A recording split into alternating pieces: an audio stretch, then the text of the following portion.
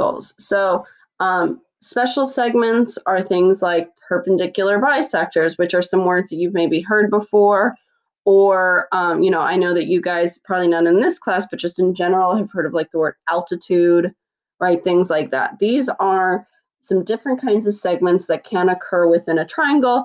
They have special properties, and we're just going to use those to help us basically find missing measurements.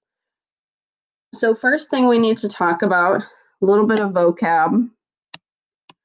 Our first vocab word is the word equidistant. Equidistant sounds like equal distance, right? And that's basically what it is. A point is equidistant, not distance, but a point is equidistant from two figures when the point is the same distance from each figure. So equal distance. It's the same distance from one thing as another thing. This comes in handy when we talk about the perpendicular bisector theorem, or what a perpendicular bisector is. So first of all, if you take a look at this picture, we have a segment here, segment AB, and this line here, CP, that is a perpendicular bisector. We can tell it's a perpendicular bisector for two things. First of all, perpendicular means it's going to form a right angle. We have a right angle here, right? Bisector means it's going through the midpoint or cutting the segment in half. And if you take a look, isn't this little part equal to this little part? So it's perpendicular, forming a right angle, and it's going through the middle. That's what makes it a perpendicular bisector. Now, if you have a perpendicular bisector, then we can apply our perpendicular bisector theorem, which says if a point lies on the perpendicular bisector of a segment, and if any point lies on this perpendicular bisector, this yellow line, then it is equidistant from the endpoints of the segment. So what this is saying is that any point on this yellow line is the same distance from A as it is from B, which should hopefully be reasonably logical, because don't we have equal measurements here from A to P and from B to P? So what this is saying is anything on that yellow line is the same distance from A as it is from B. So if I took A and C and I connected them, the distance from A to C, sorry, that's not a very good line, but the distance from A to C would be the same as the distance from B to C. So these would be the same measurement. So for example, maybe they'd both be 5 units long or whatever it is. But since C is on that perpendicular bisector, then the measure of AC equals the measure of BC. You can also take that statement and flip it around, right? It's converse. Remember, converse means reverse. If a point is equidistant from the endpoints of a segment, then it lies on the perpendicular bisector of that segment. So this is just flipped around. If you already know that it's the same measure, or that it's the same distance from A and B, then you know it has to lie on the perpendicular bisector. So let's say I told you that C, again, kind of the same idea here, that C is the same distance from A as it is from B. Like say they reach 6 units, then oh, well, if C is the same distance from A as it is from B, then C sits on the perpendicular bisector.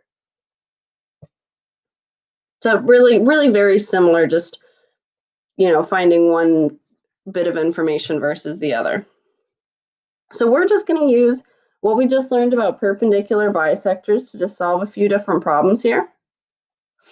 So a couple things that we need to look for is when we're dealing with perpendicular bisectors, we really should know that it's that it's perpendicular, that it's a right angle, and we know that we're going to have equal measurements. So here for number 1, it says to find the measurement of AD. So if you take a look, it's not telling you have a perpendicular bisector, is it? It doesn't say, this is a perpendicular bisector. Find the measure of AD. You have to look at your picture and be like, okay, well, I have a right angle. Cool. I have 8.4 here and 8.4 here. Cool. So it's perpendicular and it's bisecting because it's equal here. So what do we think the measure of AD would have to be using that information? 20, exactly, because it's going to be equidistant from C and A. So this would have to be 20.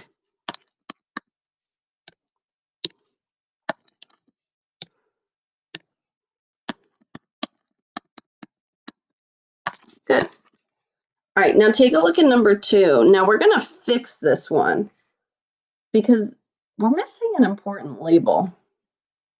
Does anyone notice what important label we're missing here to be able to properly do this?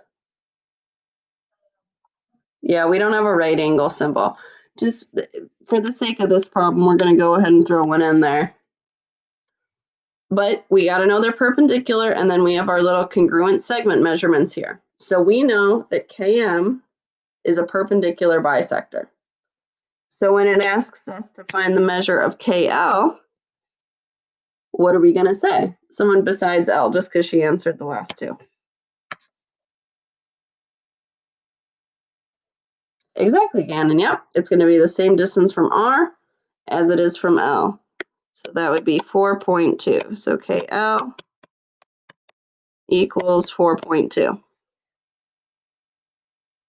Those are pretty straightforward, yes? Okay.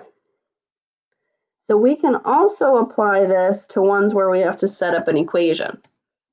But remember, if we're dealing with a perpendicular bisector, we're going to know things are equivalent, which means basically set them equal. So let's just take a look at our picture, see what's labeled for us, see what we're given, and see how we can write an equation. So first of all, we know we're dealing with a perpendicular bisector because we have a right angle and F is the same distance from C as it is from D. If F is the same distance from C and from D, then using our perpendicular bisector converse, we know that this is also going to be the perpendicular bisector, right? That's going to have to be in the middle because we knew that CF is equal to FD. That means CE is going to have to equal ED. And if you take a look here, we're given some labels for those. We're told that CE is 3x plus 5 and DE is 2x plus 11. So how do you think we could set up an equation to solve for x here?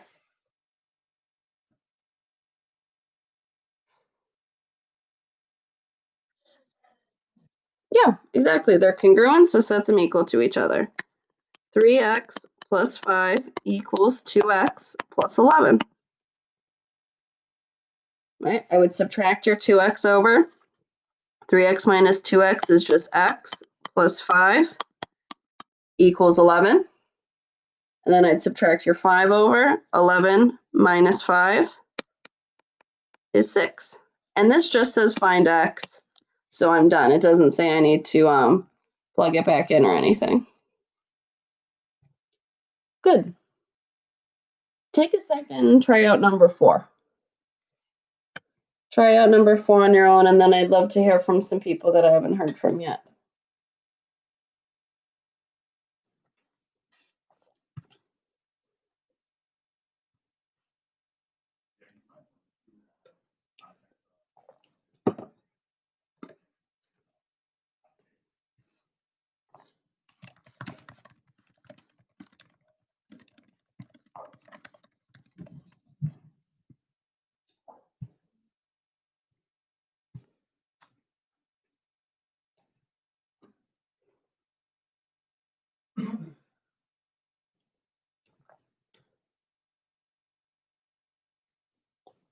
All right, guys, what are we thinking with this one, and make sure we read it carefully. It says find the measure of TU. So who can help me set up an equation for number 4?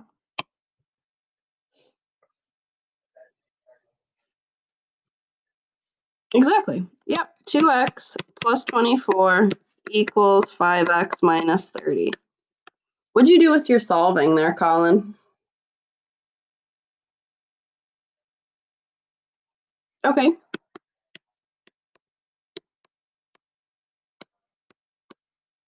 Mm-hmm.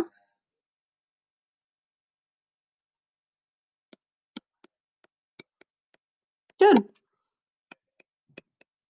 No, that sounds good to me so far.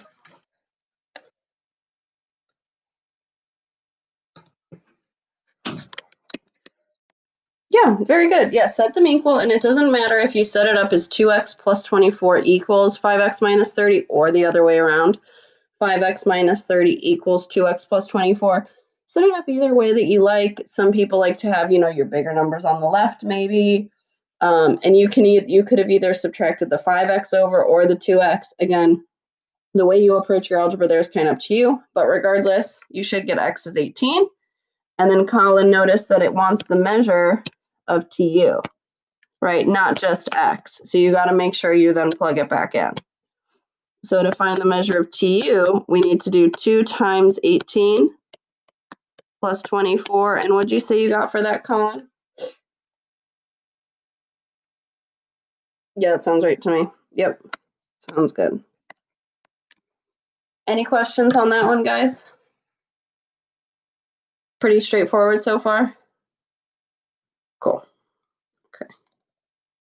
All right, now we have a very similar idea, but we're gonna now be dealing with angle bisectors. So perpendicular bisectors cut a segment in half, right? Angle bisectors are gonna just cut an angle in half. So very similar strategies here. So just a little bit of vocab. So if you take a look at this picture, first of all, remember that angle BAC would be our angle, and ray AD is our bisector, right? And our bisector is going to cut our angle in half, making 2 congruent angles. These theorems kind of have to do with a few different properties and other things you're going to need to notice in your diagrams. So if a point lies on the bisector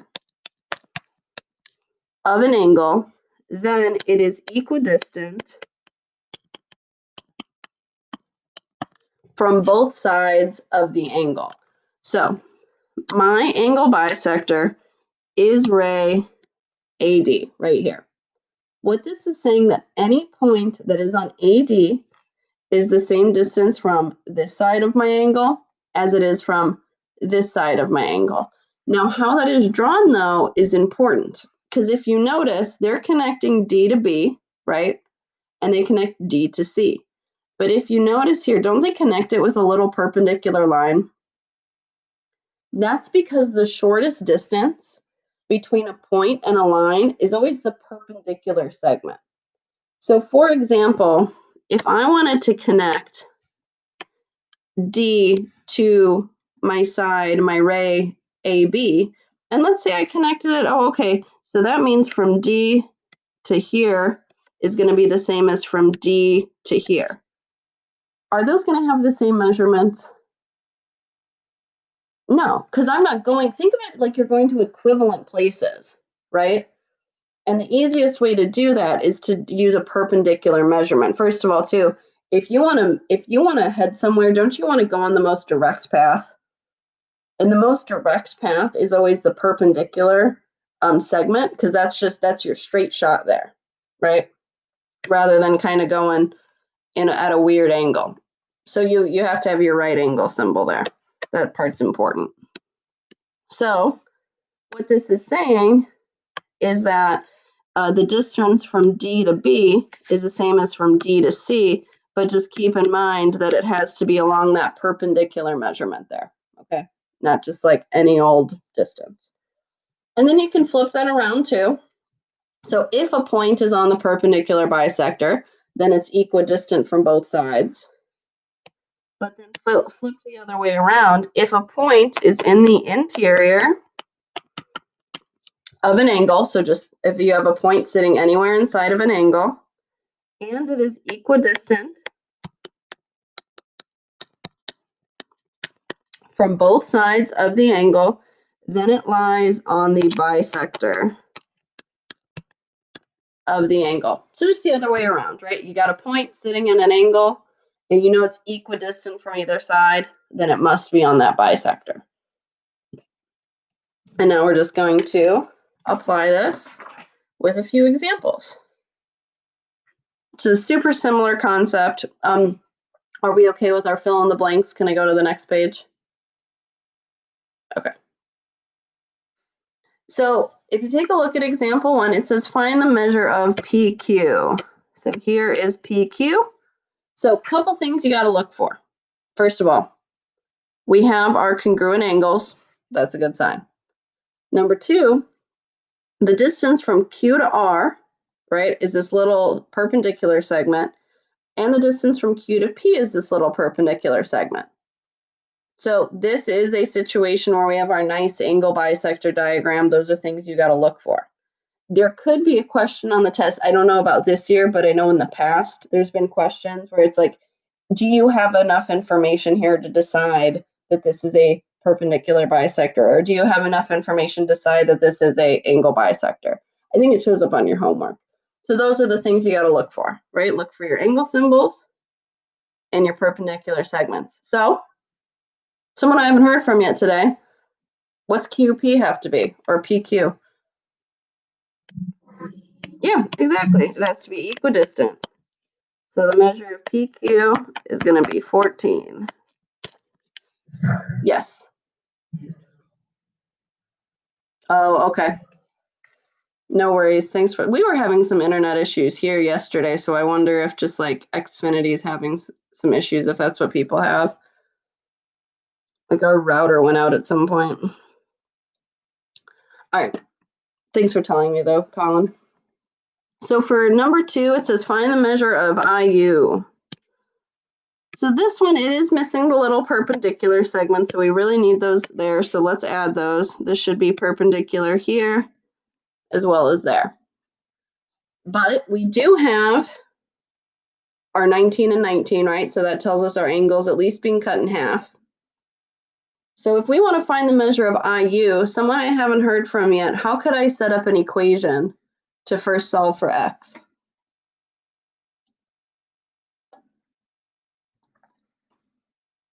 What do we think, guys? Be brave.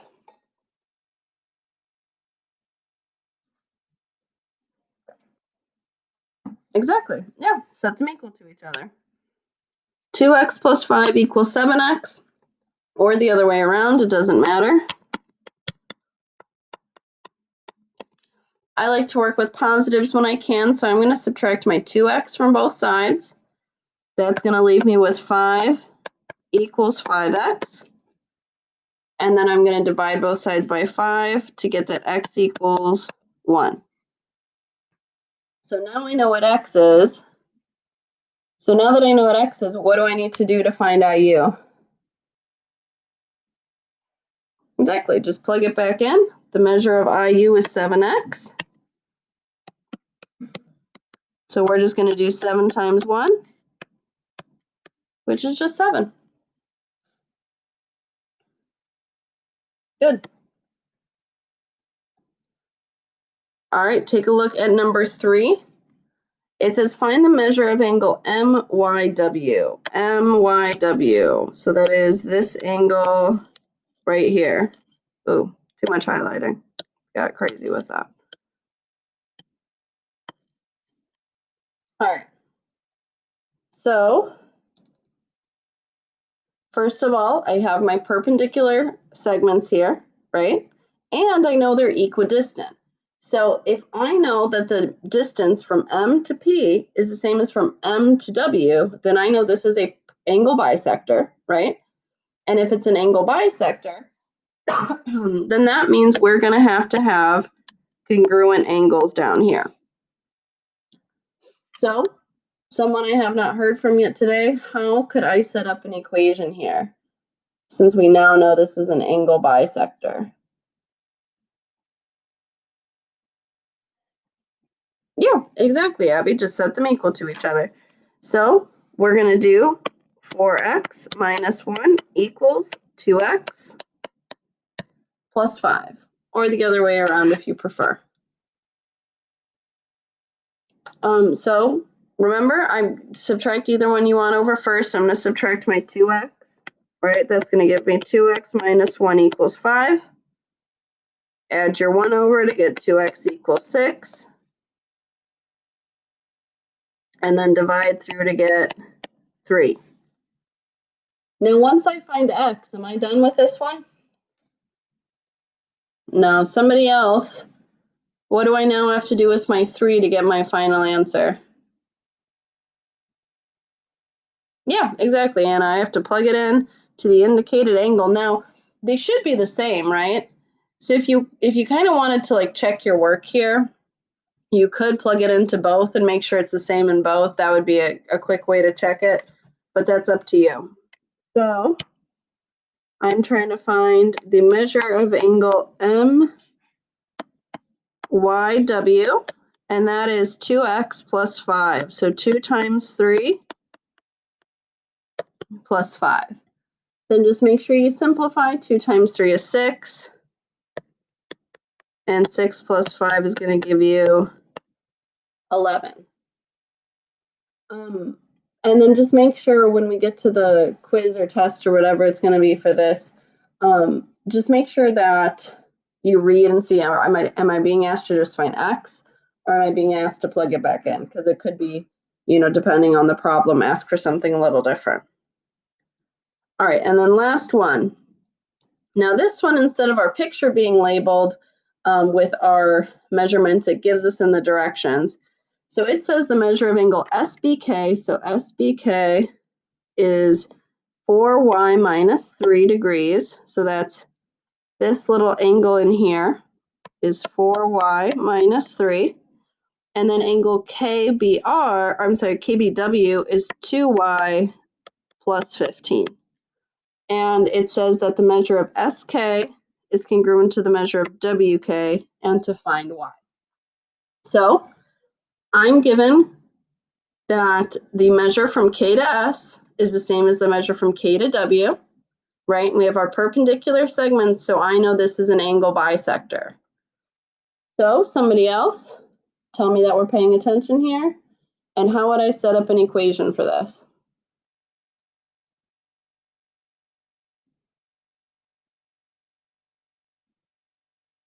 Oh, come on, guys.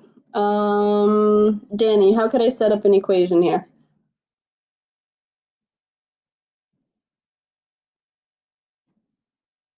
You there, Danny?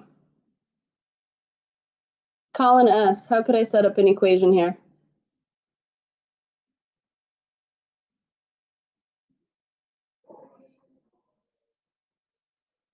Yeah, exactly. Thank you, Colin. We could do 4y minus 3 equals 2y plus 15. And then just solve that. So I'm going to subtract my 2y from both sides to get 2y minus 3 equals 15. Add my 3 over to get 2y equals 18. And then divide to get 9. And this one, it just says to find y, so I don't need to worry about plugging it back in anywhere. I'm all done with that one. Any questions about the angle bisector problems? We good with those? We see what we're supposed to do? Okay. All right. So now we really just got a couple more things, mainly vocab stuff, just because you'll probably on your test or quiz have to identify these things, like what is this? Is this a altitude? Is this a median? Things like that.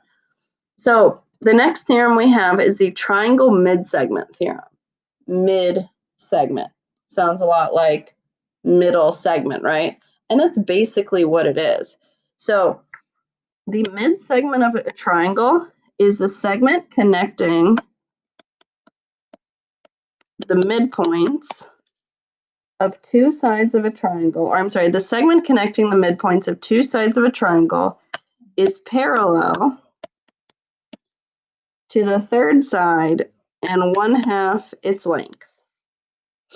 So if you take a look at this triangle, we have triangle ACE, and in that triangle, we have this little segment here, BD. That segment, that's our mid segment, right? It's connecting either midpoint. I can tell because it's congruent on either side here.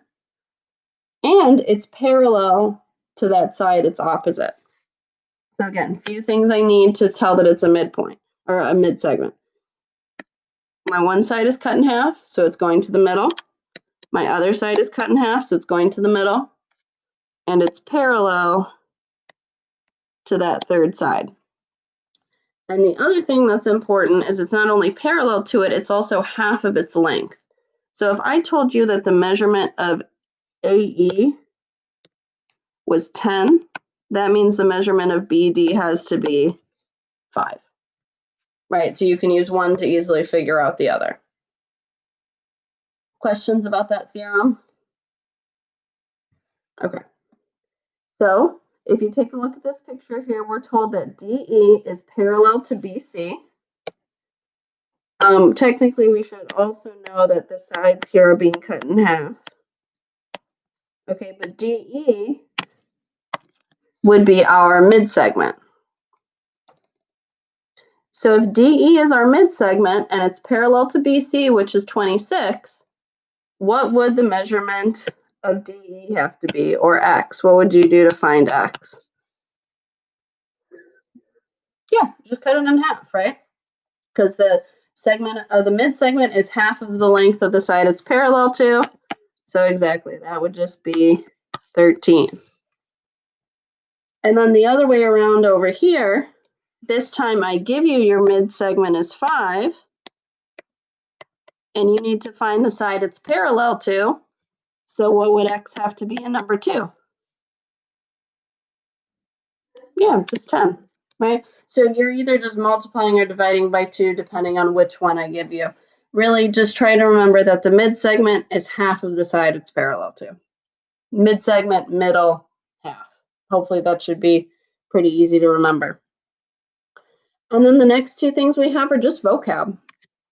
So our next vocab word is a median of a triangle. That is a segment from a vertex to the midpoint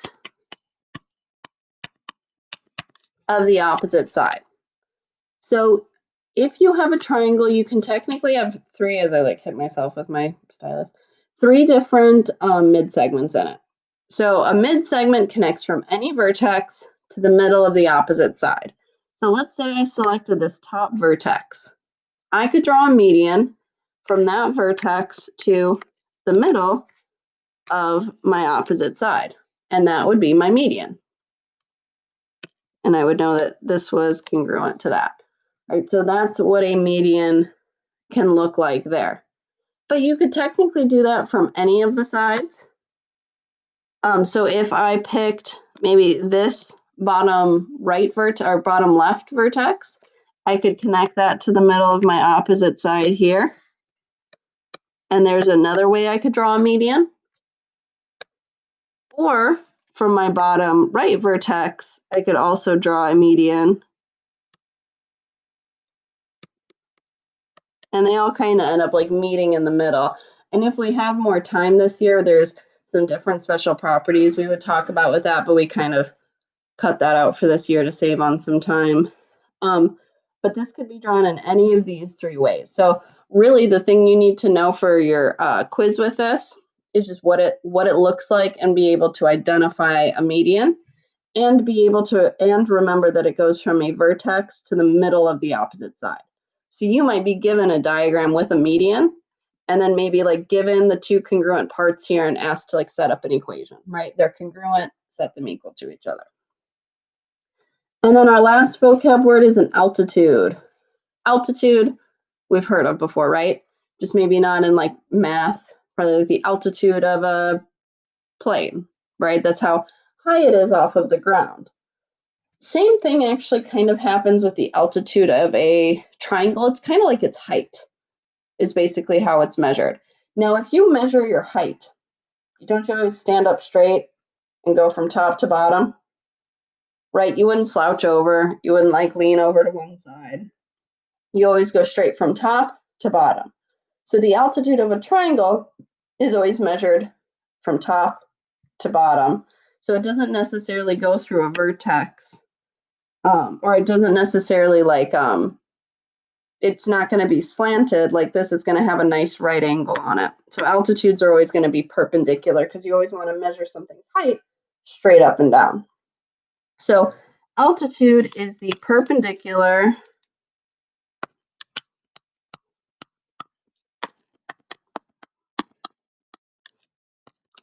segment from a vertex to the opposite side or line that contains the opposite side. Again, when you take your height, right, you stand up straight, you measure from top to bottom, perpendicular to the ground, right? A nice straight up and down line. So if I wanted to find the altitude or the height of this triangle, let's say I picked this top vertex here, I would draw a line going straight down to the opposite side at a right angle. Something like this, except, you know, it's hard for me to draw a perfectly vertical line on this tablet, but do the best you can. Now, the thing I do want to mention, though, is that that's not the only place you can have an altitude, right? Altitude is typically thought of as height. But if you like took this triangle and you rotated it around, the height or the altitude could be drawn from several different places, right? So it doesn't necessarily have to be drawn from this top vertex to this bottom. You could also technically have an altitude from this vertex perpendicular to this opposite side. So I just kind of want to show you could do that in a few different places. So don't always look for it from top to bottom. Remember that it comes out of a vertex and is perpendicular to the opposite side. Traditionally, you'll see it from top to bottom, but you need to understand that it just has to come out of a vertex and be perpendicular to the opposite side. And then the time it looks kind of weird is with a obtuse triangle. Because let's say I pick this top vertex and I draw a line straight down. What's going to happen? It doesn't hit anything, right? There's no side there. So what you do in a situation like this is you can actually extend out the bottom side of your triangle. It's called an auxiliary line, but you basically just extend it out. And you'll see this next semester when we talk about like area and stuff of triangles. That bottom side is often extended out so that you can then draw a nice perpendicular altitude. Sorry, I'm having trouble with my device. So you can draw a nice perpendicular altitude from that top part to the bottom and still have it be perpendicular, because that's still technically its height or altitude. But if it's an obtuse triangle, sometimes it falls outside of the triangle, and that's okay. Again, with these, this is more for identification purposes. And I know in the past, on past tests, we've given you a diagram with several different segments in it, and you've had to identify which one's the median, which one's the perpendicular bisector, which one's the angle bisector, and which one's the altitude. So just knowing kind of what they each look like and knowing their properties, you know, which ones cut them in half, which ones should you look for a right angle, things like that. Are there any questions about the notes or anything you guys need me to go back to repeat? We're good? Okay.